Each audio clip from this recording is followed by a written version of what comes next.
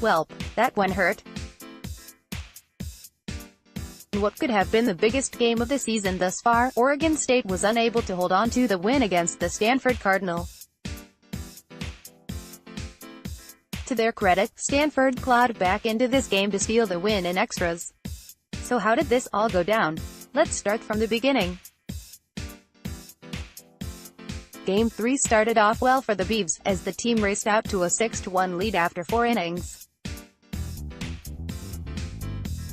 Abel had been solid up throughout that point, and the offense looked to be in a groove early in the game, with contributions from the usual gang including Adley Rutzman, Nick Madrigal, and Trevor Larnach, just to name a few. Abel would go on to be pulled after the 4th inning, as perhaps to try and save some arm with a grueling schedule of 5 games within the next week. Yet, there was a fairly good feeling that this game was already over after this quick lead from the Beavs. The hype would be short-lived, however. Stanford would go on to add a run in the 5th, followed by 2 runs in the 6th to pull to 6-4 in the game. Some of the damage was influenced from the bat of star shortstop Nico Hoerner, who tallied 3 hits, 3 RBIs and 2 runs in the Game 3 contest. In addition to Hoerner, Bo Branton tallied 5 hits, and 3 runs on the day for the Cardinal. Once Oregon State stopped the bleeding, things seemed to mellow out until the 8th inning, where Hoerner stepped up again for the Cardinal and drove in Branton to bring Stanford within 1 run heading to the 9th. At this point in the 8th, Oregon State turned the ball over to reliable closer Jake Mulholland to try and get the extended save and bring the sweep home for the Beavs.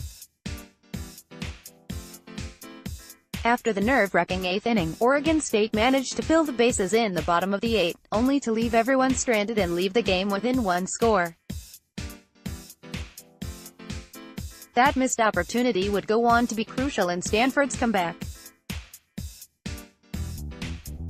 In the next half inning, Stanford pinch hit Nicholas Orr in the top of the 9th with 1 out. Orr stepped up in a clutch moment for the Cardinal and delivered a game-tying home run that would ultimately extend the game to extras. The Beavs would threaten in the bottom of the 9th but ultimately come up short after a failed hit-and-run attempt from Rutzman and Jack Anderson.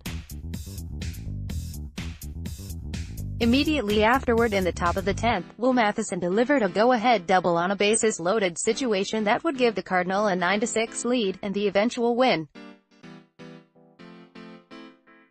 Oof, this loss hurt without a doubt. There is no question that the pitching ultimately doomed the Beavs today.